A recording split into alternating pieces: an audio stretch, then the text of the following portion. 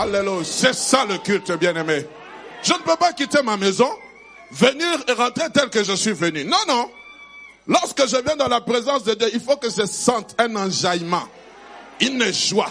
Pas une joie que donne l'alcool, mais une joie que me communique le Saint-Esprit. Il ne faut pas que le Saint-Esprit dise que nous sommes dans un cimetière. Non, ici c'est la vie. Ici c'est la vie. Même Lazare qui était dans le tombeau, lorsqu'il était, le donneur de vie s'est présenté devant le tombeau, ça a repris vie. Je prie qu'au nom de Jésus, tout ce qui est mort en toi puisse reprendre vie. Donne-moi un amen de gloire. Je suis en train de te parler. L'Esprit de Dieu est sur moi, car il m'a oint pour des temps comme ceci.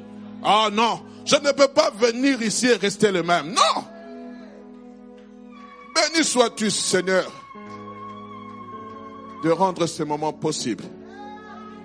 Tu les rends possibles par la puissance du Saint-Esprit. Alléluia. Alléluia. Je proclamerai la gloire de ton nom. Je chanterai ta fidélité. Dans son palais, tout s'écrit. Dans sa maison, tout s'écrit. Au centre évangélique là-bas, tout s'écrit. Je suis en train de proclamer un nouveau départ. Un envol dans le nom de Jésus. Tu vas t'envoler. Tu vas quitter l'endroit où tu es. Tu iras de là-bas. On viendra te chercher, on ne te trouvera plus à cet endroit. On dira où est-il passé? Il sera aux abonnés absents. Pourquoi? Parce que Dieu te conduit vers un autre rocher. Dieu te conduit vers une autre destination. Donne-moi un amen de gloire. Dieu te transporte. Dieu te fait quitter l'endroit où tu es. Église de là-bas, Dieu est en train de te déporter. Il est en train de te transporter là où tu dois être, dans le sommet de ta gloire, où tu le rencontreras, où tu seras changé par sa lumière, par sa présence. Acclame mon Dieu. Wouh! Satan, tu as échoué. Je dis à quelqu'un, le diable a échoué. Il pensait que ce culte allait rater. Il allait dire à Dieu, tu vois, ce peuple t'a cherché pendant 14 jours, regarde comment il est fatigué. Nous ne sommes pas fatigués. Ce n'est pas dans le domaine de la chair, c'est dans le domaine de l'esprit. Rapidement. Ésaïe chapitre 40, versets 12 à 31. Même si nous ne finissons pas le message, l'Esprit de Dieu est déjà en mouvement. Il est en train de te déporter. Vous savez, quand vous entrez dans l'avion, vous ne connaissez même pas le nom du pilote. Il se présente après. Vous ne demandez même pas sa licence d'aviation. Vous lui faites confiance. Vous ne demandez même pas il a volé combien d'heures. Mais vous entrez dans l'avion, vous serrez les ceintures, vous allez dans la destination que vous avez choisie. Soit à Dubaï, soit, je ne sais pas, en Éthiopie, au Congo. Je ne sais pas, vous voyagez. On dit les passagers à destination de son prier. Alors maintenant, je suis en train de dire, les passagers à destination d'un envol prophétique sont priés de prendre place. Parce que les choses qui arrivent, my God, les choses qui viennent, ce n'est pas dans le domaine où on est en train de... Non, c'est dans le domaine de l'exactitude, dans le domaine de l'excellence, dans le domaine de l'approvisionnement. Je prie au nom de Jésus qu'une famille en ce lieu ne puisse plus manquer de le nécessaire pour faire même étudier ses enfants, pour faire même nourrir que tu ne manques de rien. Parce que le domaine dans lequel où tu entres, ça sera le domaine, tu dirais, l'Éternel est mon berger, je ne manquerai de rien. Il me fait reposer dans le vert pâturage. Hier, même si je n'avais pas de vert pâturage, mais aujourd'hui, Dieu te transporte là où il y a le vert pâturage. Nous allons faire une longue lecture. La Bible dit ceci: qui a mesuré les eaux dans le creux de sa main, pris les dimensions des cieux avec la paume et ramassé la poussière de la terre dans un tiers de mesure? qui a pesé les montagnes au crochet et les collines à la balance, qui a sondé l'Esprit de l'Éternel et qui l'a éclairé de ce conseil. Avec qui a-t-il délibéré pour en recevoir de l'instruction? Qui lui a appris le sentier de la justice? Qui lui a enseigné la sagesse et lui a fait connaître le chemin de l'intelligence? Voici, les nations sont comme une goutte d'un seau. Elles sont comme de la poussière sur une balance. Voici, les îles sont comme une fine poussière qui s'envole. Le Liban ne suffit pas pour le feu et ses animaux ne suffisent pas pour l'holocauste. Toutes les nations sont devant lui comme un rien. Elles ne sont pour lui que néant et vanité. À qui voulez-vous comparer Dieu? Et quelle image ferez-vous à son égal? C'est un ouvrier qui fond l'idole. C'est un orfèvre qui la couvre d'or et il soude des chaînettes d'argent. Celui que la pauvreté oblige à donner peu choisit un bois qui résiste à la vermoulure et il se procure un ouvrier capable pour faire une idole qui ne branle pas. Ne le savez-vous pas? Ne l'avez-vous pas appris? Ne vous l'a-t-on pas fait connaître dès le commencement? N'avez-vous jamais réfléchi à la fondation de la terre? C'est lui qui est assis au-dessus du cercle de la terre et ceux qui l'habitent sont comme des sauterelles. Il étend les cieux comme une étoffe légère. Il les déploie comme une tente pour en faire sa demeure. C'est lui qui réduit les princes au néant et qui fait des juges de la terre une vanité. Ils ne sont même pas plantés, pas même semés, leur tronc n'a pas même de racines en terre. Il souffle sur eux, il se dessèche et un tourbillon les emporte comme la chaume. À qui comparez-vous pour que je lui ressemble, dit le Saint? À qui me comparez-vous pour que je lui ressemble? Levez vos yeux en haut et regardez. Qui a créé ces choses? Qui fait marcher en ordre leur armée et les appelle toutes par leur nom, par son grand pouvoir et par sa force puissante? Il n'en est pas une qu'il fasse défaut. Pourquoi dis-tu Jacob? Pourquoi dis-tu Israël? Ma destinée est cachée devant l'Éternel. Mon droit passe inaperçu devant mon Dieu. Ne le sais-tu pas? Ne l'as-tu pas appris? C'est le Dieu d'éternité, l'Éternel qui a créé les extrémités de la terre. Il ne se fatigue point, il ne se lasse point, on ne peut sonder son intelligence. Il donne de la force à celui qui est fatigué. Il augmente la vigueur de celui qui tombe en défaillance. Les adolescents se fatiguent, ils se lassent, les jeunes hommes chancellent. Mais ceux qui se confient en l'Éternel renouvellent leur force. Ils prennent le vol comme les aigles. Ils courent et ne se lassent point. Ils marchent et ne trébuchent point. Oui, tu peux acclamer le Seigneur. Vous avez tout compris, bien-aimés. Le thème de mon message est tiré de ce dernier verset, l'envol. Avant de donner son contenu, bien-aimé, j'aimerais qu'il me soit permis de parler du triple but poursuivi ou que j'aimerais atteindre. Le premier but, bien-aimé, c'est de redonner espoir à une personne découragée en lui disant « Les bontés de l'Éternel ne sont point à leur terme, elles se renouvellent. » Les bontés de l'Éternel, et ça se ne renouvelle pas lorsque ça expire chaque matin, comme la manne tombée du ciel. Les bontés de l'Éternel ne sont point à leur terme. J'aimerais redonner espoir à cette sœur, à ce frère, à ce papa qui pense que c'est fini. Non, chaque jour il y a une bonté de l'Éternel. Le deuxième but poursuivi, bien-aimé, c'est de mettre un terme final au doute dans la vie d'une personne en lui disant « Prends courage, le Maître t'appelle » comme il était venu mettre fin au doute de Bartimée, parce que lorsqu'il a appelé, Bartimée est venu, il n'était plus resté dans cet état. Et je prie qu'après cette prédication, qui est un homme, une femme, qui sais-je, un jeune homme, un étudiant, une étudiante, un sans-papier, quelqu'un qui recherche, qui se dit ce n'est pas fini, qui se dit Dieu a mis fin à mes doutes, je dois reprendre courage, je dois me redresser, je dois continuer ma marche chrétienne, parce que je sais que j'atteindrai l'objectif que Dieu s'est fixé avec moi. Je ne suis pas venu sur cette terre pour compléter l'effectif humain. Je ne suis pas un cas de plus isolé sur cette terre. Je suis venu jouer le rôle que Dieu m'a donné de jouer sur cette terre. Et en troisième lieu, de dire à une personne qui a soif de nouvelles choses, vas-y fonce, gravite encore de nouvelles dimensions. L'Éternel est avec toi, il ne te délaissera pas. Oui, je veux voir autre chose avec mon Dieu, comme le disait ce jeune frère qui est en train de dire, j'ai envie de voir autre chose. J'aimerais te dire, vas-y, fonce. L'heure de ton envol a sonné, jeune frère. C'est un pur bonheur de se retrouver en face de cette parole, de ces écrits. Surtout pour des personnes qui sont en phase critique de leur vie. C'est un pur bonheur de lire ces quelques lignes consacrées, bien-aimées, à la toute-puissance de Dieu. Dieu, par son intermédiaire, il parle à son peuple qui chérit tant. Il parle à travers le prophète Esaïe. Lorsque vous entamez le chapitre 40 de ce livre, lorsque vous êtes en train de le lire, écoutez, il commence à dire, consolez mon peuple.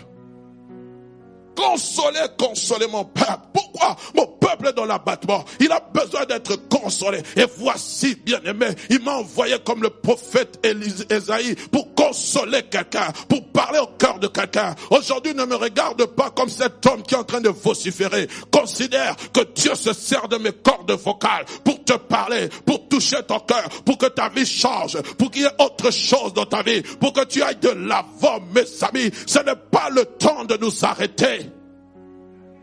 Tu as connu un échec. L'échec n'est pas une fin en soi. L'échec, c'est un renouvellement au succès. Tu as connu un échec, mais Dieu veut que tu continues parce qu'il y a un succès qui t'attend. Esaïe est en train de réconforter son peuple. Dieu réconforte son peuple au travers d'Esaïe. Et lorsqu'il est en train de prophétiser, il est en train de parler sur une génération future. Il dit, dans le futur, je mettrai fin à ce châtiment. Je vais opérer ma délivrance. Mon salut est proche. La gloire va être révélée, car cette gloire viendra dans toute cette puissance. Lorsque Esaïe est en train de dire ces choses, le peuple de Dieu, Israël, est en captivité. Il est asservi par l'empire babylonien. Israël se pose des questions sur son avenir. Où est donc passé ce Dieu? Où est-il? Notre avenir est flou. Notre avenir semble être incertain. Il est découragé. L'heure de la délivrance a comme l'impression que l'œuvre de la délivrance est passée. Il est fatigué. Son avenir semble être hypothétique. On ne parle plus avec assurance de ce lendemain. On ne parle plus avec assurance de choses qui se feront demain. Pourquoi? Parce qu'on ne voit pas demain. On voit que c'est fini. Oh bien-aimé, continue à parler avec assurance de tes lendemains. Je connais un homme dans la Bible qui passait par des moments difficiles. Saoul était en train de le traquer. Les Philistins étaient en train de le traquer. Et tout le monde était contre lui. Il a dit à un moment donné, je pense qu'il s'est souvenu de la promesse que lui avait dit le prophète Samuel. Il a dit non, je ne mourrai pas. Je vivrai. Et je raconterai les œuvres de l'Éternel. Je ne mourrai pas. Il faut quelquefois parler aux situations négatives. À un moment donné, il a dit, pourquoi t'as battu mon âme et j'ai mis tu au-dedans de moi? Espère en l'Éternel, car je le louerai et je le louerai encore. Ne sois pas ébranlé par les situations négatives que tu es en train de vivre. Dieu t'a déjà parlé et tu sais de quoi je te parle.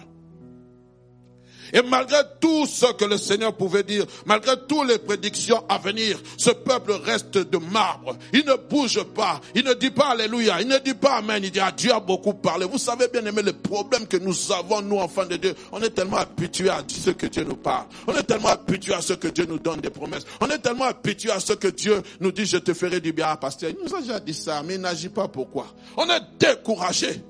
Alors c'est alors que Dieu maintenant dit à Esaïe, parle-leur de ma puissance. Parle-leur de ma puissance créatrice. Parle-leur de ma sagesse, de ma grandeur, de ma majesté.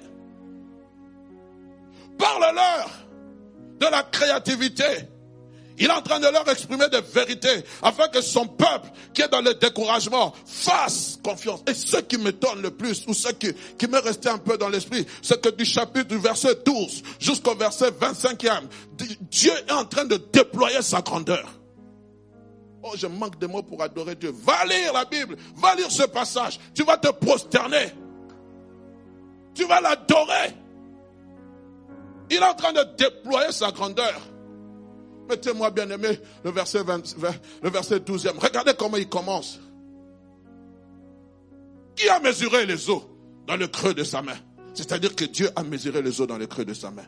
Qui a pris la dimension des cieux avec la paume et ramassé la poussière de la terre dans un tiers de mesure? Je suis capable de le faire, moi, Dieu.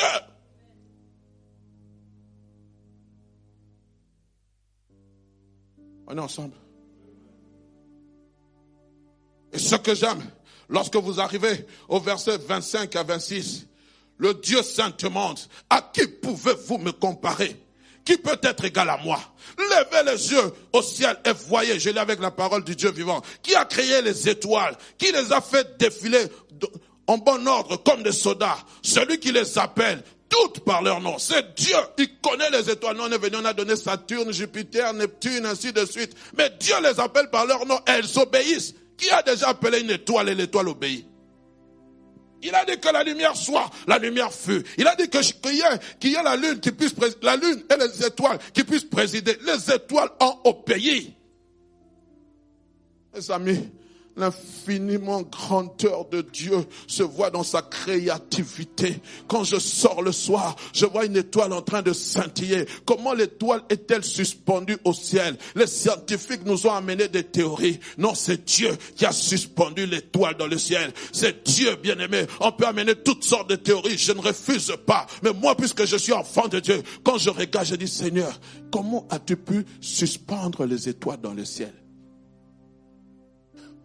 Waouh! Si Seigneur, tu sais suspendre les étoiles dans le ciel, alors tu peux suspendre toutes choses négatives concernant ma vie. Et tu peux libérer. Il a fixé les limites à la terre. Il a fixé les limites aux eaux. Il a fixé les limites au soleil. Et le soleil, bien aimé, il est à des millions de kilomètres. Il a dosé la chaleur pour que vous et moi, nous ne soyons pas consommés par le soleil. Qui l'a fait? Oh, je me souviens d'un prophète, d'un parleur. Il était un poète. Il disait qui a donné la dose de sucre à la papaye? Qui a dosé l'orange? Aujourd'hui, on essaie de copier. Mais quand vous prenez l'orange, le taux de sucre, le taux d'acidité est équilibré. Qui l'a fait? Oh, c'est Dieu! Je parlais avec un frère. Je ne sais pas s'il me suit. Il m'a dit, pasteur, j'avais une plaie dans ma jambe. J'étais amputé de 2 doigts. Waouh. J'ai dit, mais frère, vous marchez avec les béquilles? Non. Le médecin m'a dit, heureusement, si c'était le gros orteil et le petit orteil, j'allais être déséquilibré. Ah. Donc nous avons l'équilibre grâce à Seigneur. Grâce à ces doigts-là, ce que nous négligeons. Le gros orteil et le petit orteil, c'est ça qui fait que toi et moi nous puissions marcher en équilibre. Qui l'a fait? Jésus, Dieu. Oh, c'est merveilleux. Bien aimé, tu peux simplement adorer Dieu avec le corps humain. Ce jour-là, nous a parlé qu'on a soif, ça produit quoi, là?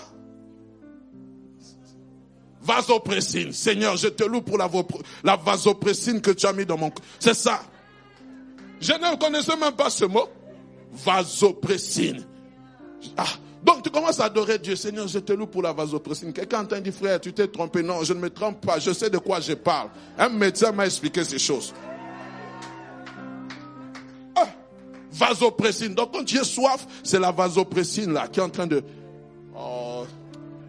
On a trouvé des termes, mais Dieu n'avait pas besoin de termes pour créer l'homme équilibré. Il sait quand il aura soif, il va chercher l'eau. Nous, on a trouvé que dans le corps humain, dans le cerveau, il y avait une partie qui s'appelait, je ne sais pas, il y a un besoin qui s'appelle vasopressine. Dieu n'avait pas mis de mots. L'homme a mis un mot. Mais lorsque je l'adore avec les mots qu'il m'a donnés. Les médecins, vous devez être des grands adorateurs. Parce que vous connaissez le corps humain. Comment simplement de simples veines là, de simples veines de petits tuyaux sont en train de réguler le sang. Ça nous conduit jusqu'au poumon, jusqu'au cœur. S'il n'y a pas assez de sang, il y a un dérèglement humain. Mais c'est quoi, Seigneur? Mais c'est merveilleux. Acclame Dieu.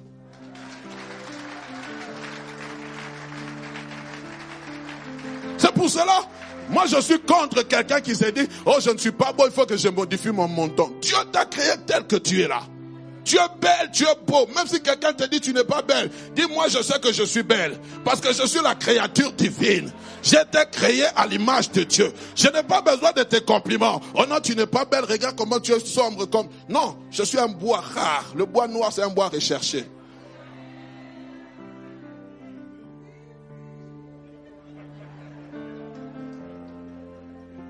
Non, il fallait que tu sois clair. Alors maintenant, tu es tombé dans comment on appelle ça? Dans cette, oh non, il faut que je devienne clair. Alors maintenant, je ne vais pas entrer dans les détails. Sois fier de ta peau. Sois fier de ta taille. Sois fier que tu sois grosse, que tu sois petite, que tu sois comment. Sois fier. Il y a des hommes qui aiment les femmes fortes. Toi, tu vas maigrir. Quand tu vas maigrir comme ça, l'homme dit, mais je t'avais vu, tu as disparu, tu es parti où? C'est toujours moi.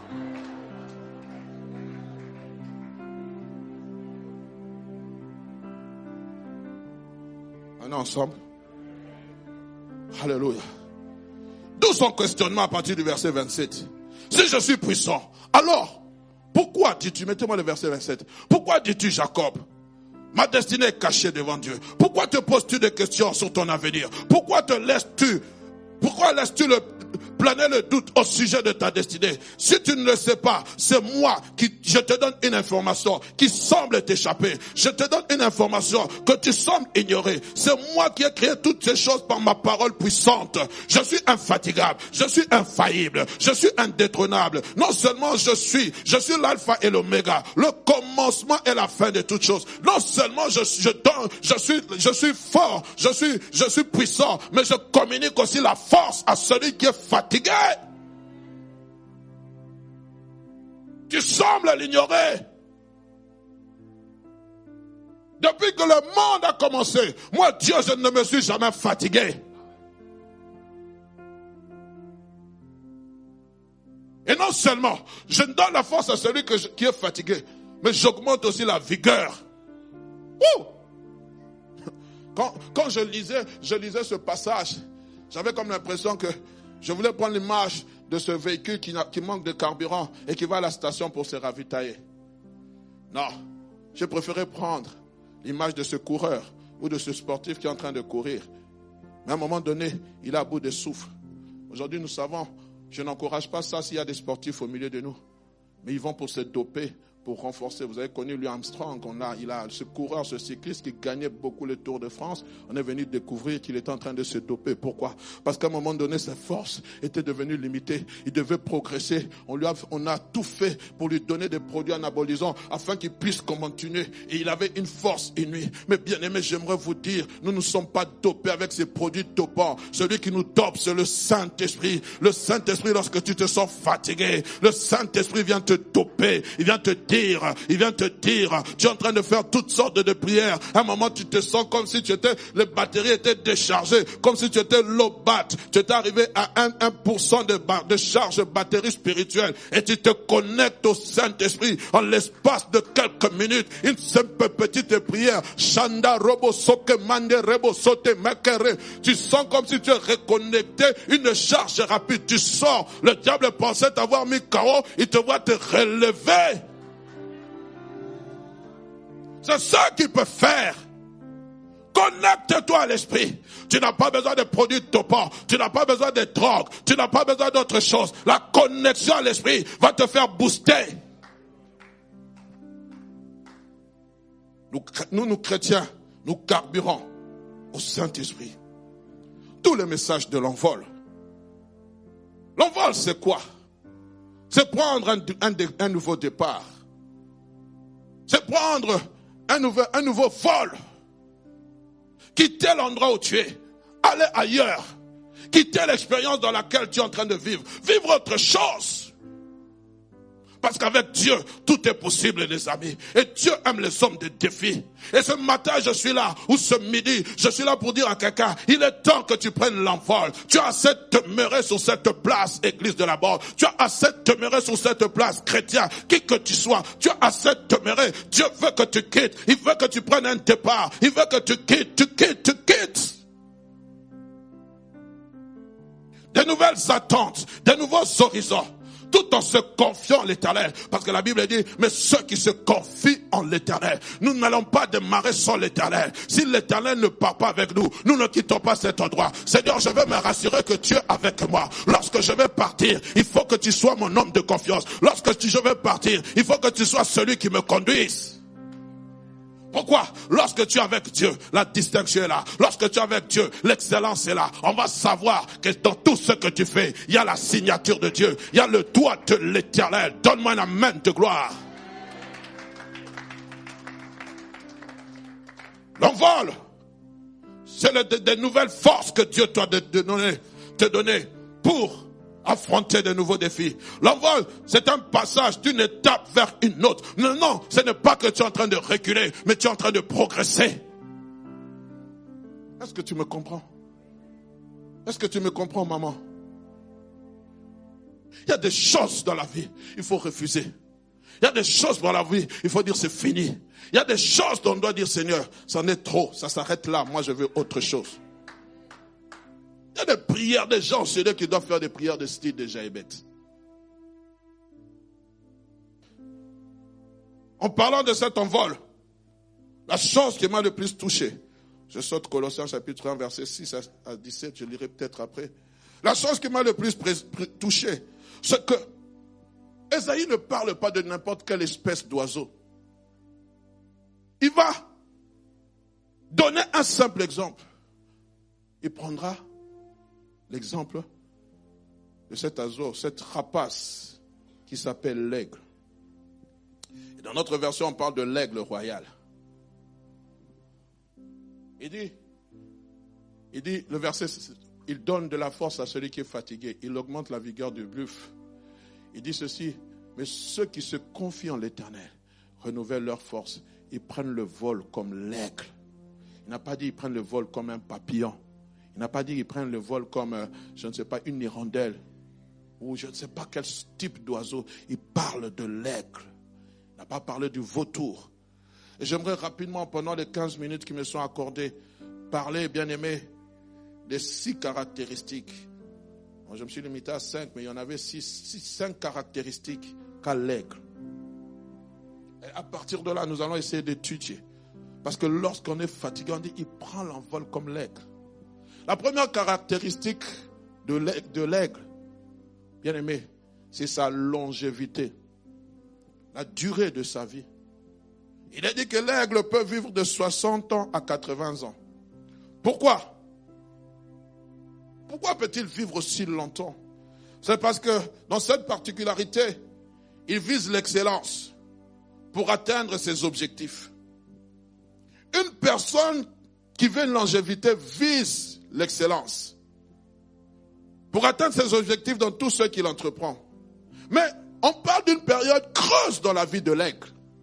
Cette période creuse, c'est lorsqu'il a à peu près 40 ans. L'aigle devient fatigué. Il y a certains scientifiques qui refutent cette thèse. Et permettez-moi d'en parler. Et je vais m'appuyer sur un verset. On dit souvent que l'aigle royal, à l'âge de 40 ans, est confronté à une crise existentielle. Et particulièrement, 3 choses qui se passent dans son être ou dans son corps. Son bec qui est crochu est en train de vieillir. Ses serres ou ses pattes, comme on appelle, mais les serres sont en train de vieillir. Et ses ailes, ses plumes avec lesquelles il se déploie, sont aussi vieillissantes. Alors que fait-il cet aigle? Il va immigrer. On dit qu'il va souvent en haut des collines, dans des rochers, pendant 3 mois. Parce qu'il ne sait plus maintenant se déployer, il ne sait plus attraper sa proie. Que fait-il? Il monte sur le rocher. La première des choses qu'il commence à faire, il commence à détruire son bec. Il détruit son bec sur le rocher. Et en attendant qu'un nouveau bec repousse. Et quand le bec repousse, il fait une chose, il enlève ses serres. En attendant qu'il y ait de nouveaux serres. Et la troisième des choses, il enlève ses plumes. en attendant que de nouvelles plumes puissent jaillir. Parce qu'il y a deux conditions. S'il ne le fait pas, soit il meurt. Et s'il le fait, alors là, il s'est rallongé sa vie. Pourquoi je suis en train de le parler? Parce que lorsque vous êtes dans le psaume 103, verset 5, le psalmiste David est en train de dire ceci, parlant de Dieu, dit, c'est lui qui rassasie de bien ta vieillesse et qui te fait rajeunir comme l'aigle. Qui te fait rajeunir. Mais on parle de vieillesse, un vieux qui rajeunit. Ce n'est pas que son âge est en train de baisser, mais Dieu est en train de lui redonner la force comme l'aigle. C'est comme ça. Caleb pouvait venir dire à Dieu, à Josué, donne-moi cette montagne. J'ai 80 ans, mais j'ai autant de force que quand j'étais jeune pour entrer et sortir. Pourquoi? Je sens en moi que le Seigneur m'a rajeuni. Et je prie que quelqu'un qui est fatigué, qui a une étape comme s'il était de vieillissement spirituel, que le Seigneur puisse le rajeunir comme l'aigle. C'est-à-dire maintenant l'aigle peut dire je peux encore voler à haute altitude. Même à l'âge de 40 ans, je peux encore aller dévorer le proie comme je le veux. Je peux encore voler à haute altitude. Et c'est ça, bien-aimé, la longévité. Et notre longévité spirituelle, bien-aimé, elle est importante. Un moment dans la présence de Dieu, tu dis Seigneur, rajeunis-moi comme l'aigle. Et ce temps de 14 jours de retraite était un temps de rajeunissement. Parce qu'on sort encore plus fort. Parce qu'il y a de nouveaux défis. Alléluia. Deuxième des choses qui se passe dans la vie de l'aigle. Lorsqu'il est rajeuni, sa vision aussi redevient normale. Il peut voir, on dit que l'aigle peut voir à 360 degrés. My God. Bon, moi je suis plus, 360 degrés c'est le cercle, hein, ou c'est la moitié? C'est le cercle, hein? Donc ça veut dire que sa vision est de 360 degrés. Et on dit qu'il voit à 8 kilomètres. Wow! 8 kilomètres! Même les gens qui ont des lunettes, ils ne voient même pas 8 kilomètres.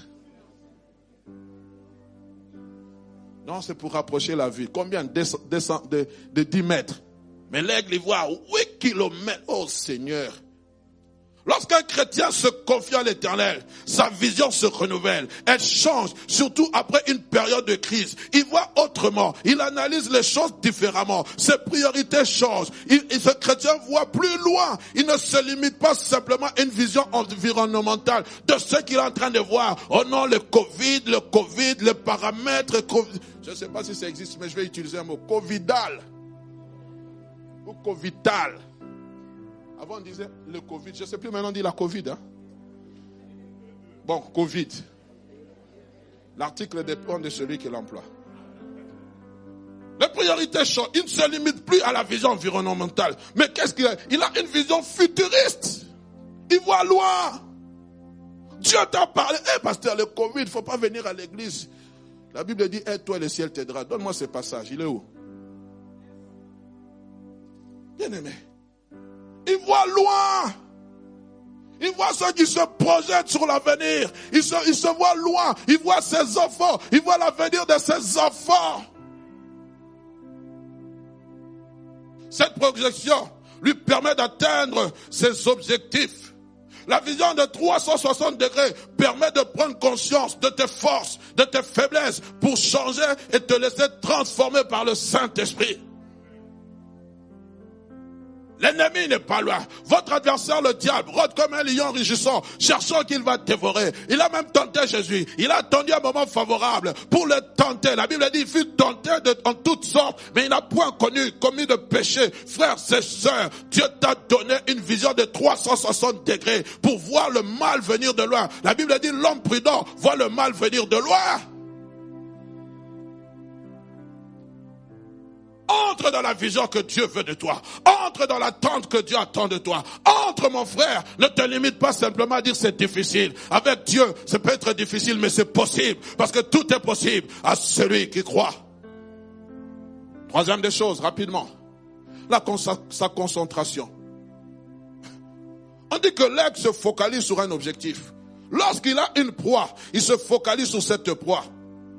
C'est-à-dire qu'il reste focus sur ce qu'il veut faire. Bien aimé, nous ne devons pas nous laisser décourager ou distraire par quoi que ce soit. Tes erreurs, tes échecs. Tu ne dois pas rester là. À un moment, Samuel a commencé à pleurer sur Saoul. Dieu a dit, arrête de pleurer, arrête de pleurer. Va oindre une personne, frères et sœurs. Les échecs, les erreurs ne doivent pas te laisser sur place. Les échecs, bien aimés, ça te donne une certaine sagesse. Tu ne dois pas rester sur place. Il y a des gens, ça fait longtemps que tu es en train de pleurer. Seigneur, si j'avais su, pardonne-moi. Arrête. Il y a des prières là, de confession. Dieu est fatigué de les entendre. Quand est-ce que tu vas t'élever?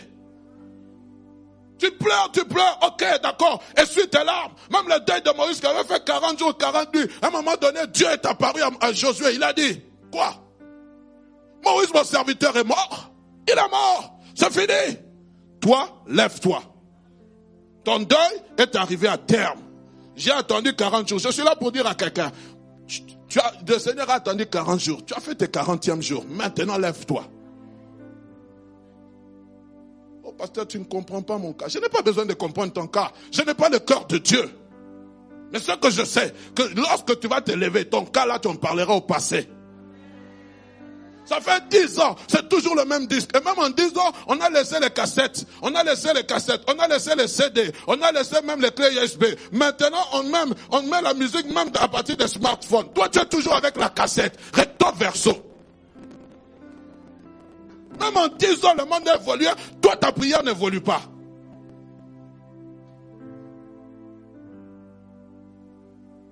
Bien-aimé, sois concentré. Sois concentré sur l'objectif que tu dois atteindre. Proverbe chapitre 24, verset 16. Car 7 fois le juste tombe et il se relève. 7 fois le juste tombe. Oh, je n'encourage pas quelqu'un à tomber. Mais la Bible dit, le sage dit, 7 fois, 7 c'est le chiffre de la plénitude. Il tombe, mais il doit se relever. Il doit se relever. Je suis là pour dire à quelqu'un, relève-toi! Même Christ lui-même, Dieu dit, on rebâtira sur d'antiques décombres. C'est-à-dire là où il y a des ruines, tu viendras rebâtir.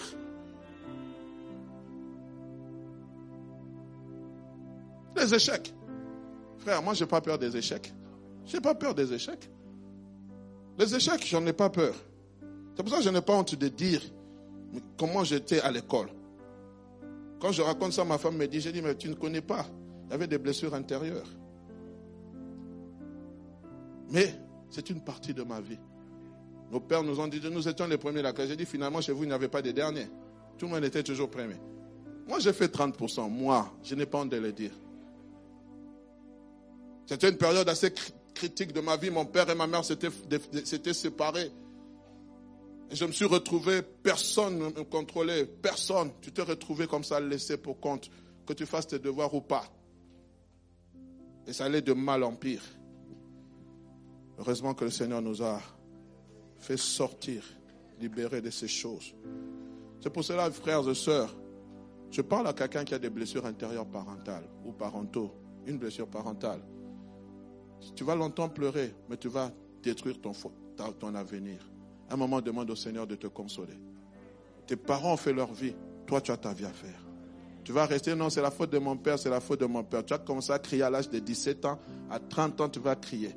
Tes parents vont disparaître, qu'on va appeler à 50 ans les orphelins de père et de mère. Tu vas venir devant, on va prier pour toi.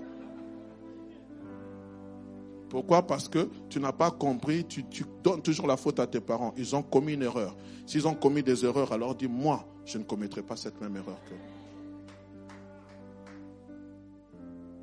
Quatrième des choses. La particularité de l'aigle, c'est qu'il sort de sa zone de confort. C'est-à-dire qu'il aime prendre des risques. Il sort de sa zone de confort. C'est-à-dire qu'il ne reste pas toujours dans son environnement. C'est pour ça que quelquefois vous allez le voir, il plane très haut. À des risques et périls, à ces risques et périls. Bien aimé, c'est ça la vie chrétienne. Nous devons apprendre à sortir de notre zone de confort. Je n'aurai pas le temps de lire cette histoire. Mais lorsque vous êtes dans 1 Samuel chapitre 14, permettez-moi de le lire rapidement, le temps est en train de foncer. La Bible dit, on parle de Jonathan et de son porteur d'armes. Prenez le temps de lire cette histoire, elle est merveilleuse. La Bible dit, un jour Jonathan, fils de Saoul, dit au jeune homme qui portait ses armes, viens et poussant jusqu'au poste des Philistins, qui est là de l'autre côté. Il n'en dit rien à son père. Jonathan, le verset 1 Samuel chapitre 14, verset 1, et puis nous prenons le verset 6. Le verset 1 et puis le verset 6. Nous allons sauter, je ne sais pas si j'ai déjà sauté. Il dit peut-être, et il n'en dit rien à son père. Jonathan dit au jeune homme qui portait ses armes, viens, poussons jusqu'aux portes de ces incirconcis. Peut-être l'Éternel agira-t-il pour nous, car rien n'empêche à l'Éternel de sauver au moyen d'un petit nombre comme d'un grand nombre. Ça, c'est le verset 6 à 7. C'est ce que vous me mettez, bien-aimé. Celui qui portait ses armes lui répondit, fais tout ce que tu as dans le cœur, n'écoute que ton sentiment. Mais voici avec toi prêt à te suivre. Verset 14 à 19. Écoutez ce qu'il est dit. Vous pourrez lire à la maison. Dans cette première défaite, Jonathan et celui qui portait ses armes tuèrent une vingtaine d'hommes sur l'espace d'environ la moitié d'un arpent de terre. Verset 15. L'effroi s'est répandu au camp, dans la contrée, parmi tout le peuple. Le poste et ceux qui ravageaient furent également saisis de peur. Le pays fut dans l'épouvante, c'était comme une terreur de Dieu. Verset 16. La sentinelle de Saül qui était à Gibéa de Benjamin virent plutôt que la multitude se dispersait et allait de côté et de l'autre. Alors Saül dit au peuple qui était avec lui, comptez, je vous prie, et voyez qui s'en est allé du milieu de nous. Ils comptèrent et voici manquait Jonathan et celui qui portait les armes. Verset 18. Et Saül dit à Achija, fais approcher l'arche de Dieu, car en ce temps l'arche de Dieu était avec les enfants d'Israël. Le verset 19. Pendant que Saül parlait aux sacrificateurs, le tumulte dans le camp des Philistins allait toujours croissant. Et Saül dit au sacrificateur, retire ta main. Lui, il était en train de s'arranger. 2 personnes. Ils sont sortis en dehors de leur zone de confort. Et Dieu a opéré des miracles avec eux. Bien aimé, quelquefois, Dieu attend que tu puisses sortir de ta zone de sécurité. Tu es dans une zone d'insécurité. Mais dans cette zone d'insécurité, sache que c'est une zone de haute sécurité parce que Dieu est avec toi. Le problème, c'est que tu es dans une zone de sécurité. Mais là, il y a une zone de haute sécurité. Bien aimé, c'est ça le domaine de la foi. Sors de ta zone de confort. Pasteur, tu sais, moi, je suis habitué carré comme ça. Moi, la femme que je vais épouser, elle sera comme ça, elle sera comme ça, elle sera comme ça, elle sera comme ça. L'homme que je vais épouser, il doit avoir fait de hautes études. Moi, je suis licencié. Lui aussi, il doit être licencié. Moi, frère, sors de toute cette zone-là. Dis que Dieu fasse ce qu'il a prévu de faire. C'est pour ça que ça tarde. Toujours là des calculs haut niveau. Je ne suis pas contre. Mais l'un des principes de base, qu'il soit d'abord chrétien, converti. Et le reste, Dieu te donne. La Bible dit, fais de l'Éternel tes délices, il te donnera ce que ton cœur désire. Quitte ta zone de sécurité. Toi qui dois te lancer dans une entreprise. On a les banques qui ont refusé. Pasteur, tu vois, nous sommes dans un pays. Allez aux États-Unis, on dit le rêve du tout possible. Quelqu'un qui va te dire, j'ai commencé avec $100 en poche. Aujourd'hui, il compte des milliards. C'est seulement ici où on est. Frère, allez dans les pays anglophones. Allez dans les pays anglophones. Quand un anglophone te parle, il ne te parle pas comme s'il voyait petit. Il te parle, tu regardes, il n'a rien. Mais quand il te parle, même avec cet anglais, il est sûr de lui. Je n'ai jamais compris un pays comme les États-Unis. Les Américains sont fiers d'être Américains. Même lorsqu'ils sont en train de subir les défaites, ils sont fiers d'être Américains.